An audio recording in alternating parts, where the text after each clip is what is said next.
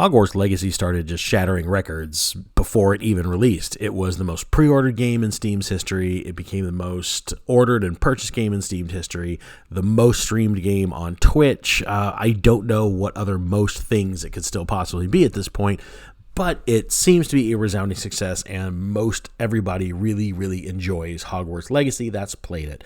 So what is Hogwarts Legacy? Well, it's a game that takes place in the Harry Potter world where you get to step in the role of a student at Hogwarts. Has nothing to do with Harry Potter or the movies. This is before their time. It's basically a chance where you get to kind of explore the catacombs of this castle that is now a school for witches and wizards, and you uncover some of its secrets and kind of get to tell your own story, so to speak. The game's got a really intuitive and easy to master magic system, which makes the game really fun. It makes you feel like you're, an up-and-coming wizard or magic user. It's got some interesting villains, really creative and fantastical landscapes. So it's a well-crafted game. It's a well-put-together game. It checks all the boxes. But as a lot of you probably know, J.K. Rowling, the creator of Harry Potter and Hogwarts and the entire wizarding world, has come under a lot of controversy and has really become a divisive figure because she has certain opinions that we're not going to go into the opinions themselves or whether they're right or wrong. That's a different topic. We're just talking about the game and something else that the game is kind of unmasked in our little world of gaming that I really want to focus on, and that is criticism and commentary in the gaming space. So we're going to be talking about gaming journalists, and that's really where Wired steps into the fray. Now, Wired is a theoretical technology magazine that's supposed to be unbiased and fair. And they came in and they reviewed Hogwarts Legacy, and they decided to declare that there is no magic at Hogwarts. The game is mid at best, which is a really funny thing to say since they gave it a 1 out of 10 score. And its real-world harms are impossible to ignore. The article or review doesn't go into what those harms are, how a video game about a kid wizard can go out and cause harm to people. And the article itself, as it drolls on for 2 pages or more than 2 pages, talks about the game for all of 4 sentences. And then it just really goes on to berate J.K. Rowling and why the author of this article feels that she is basically the latest case of wrongthink and needs to be canceled. And if you support this game, you're basically supporting the Third Reich, I guess. And all of it is very, very extreme. Whether somebody thinks something differently than you, it's not like they're going out and actively hurting people. It's not like the video game is falling on people and crushing them or anything like that. So I thought this was kind of a nuclear response. If you don't like the game, that's fine. If you liked the game and didn't want to, that's fine. Then start your review out by saying, I really didn't want to like this game because I do not like J.K. Rowling, but I found it to be a fun experience. Or even better yet, just don't talk about it at all. It's very easy.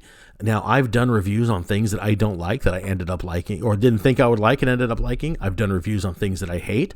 I've done reviews on things that I enjoy by people that I dislike.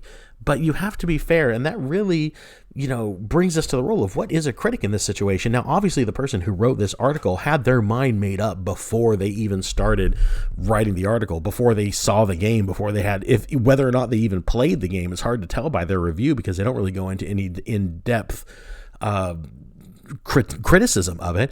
They belong to a camp. They belong to a group. They have points of views, and that prism is how they're going to view everything. And if you don't fit in their prism, then nothing you do, no matter how good it is going to get a fair shake from them. Because again, their verdict, that 1 out of 10 score, was scored before the game was even released.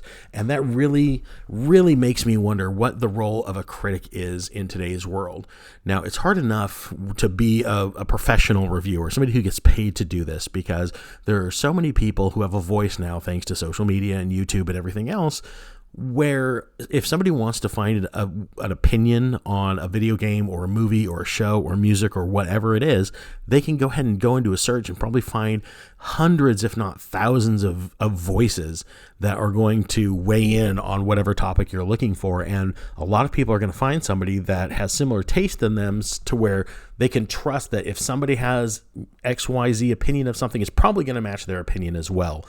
And the only way to accomplish this is to be an unbiased voice. You need to be able to put aside your activism, your political points of view, all of that, and become a raw critic. Now, you can be a harsh critic, and it could be insanely difficult to please you, and you can lob across, horrible language like inferior or an embarrassment, an insult to human intelligence, whatever it is. But at the same time, if you're going to be a hard critic, that's perfectly fine, but you have to be a fair critic.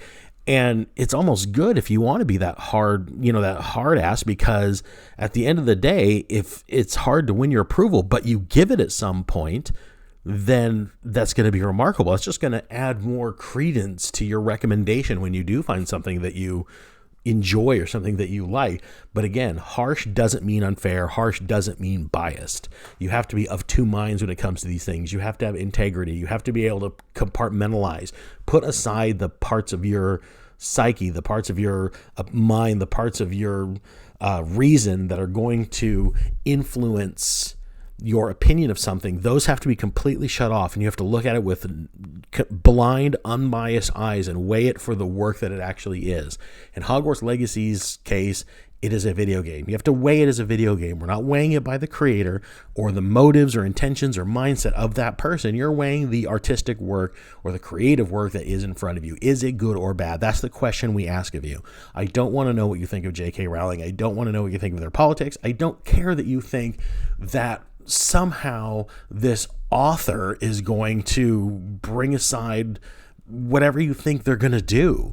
It's irrelevant. I want to know if this is a good game or not, and you failed to tell me this. And a lot of critics are failing to tell us this because they're letting their bias and opinions dictate what they think of this game before they even give it a chance. And at that point, you're not a critic anymore. You're just some weird kind of blowhard, and fewer and fewer people are going to care what you have to say or what you think. That's just honesty. And really, if you're not going to step in that line, if you're not going to do that, then there's another line you're going to step into, and it's just the unemployment line, and it's filling up with game journalists very, very quickly. So that's pretty much it. That's all I have to say. Let's talk about in the comments below. Have you played Hogwarts Legacy? Do you like it? Do you dislike it? Are you going to pass it by because J.K. Rowling's involved? If so, that's fine. I'm just curious, kind of like a little internal poll I want to take amongst the community.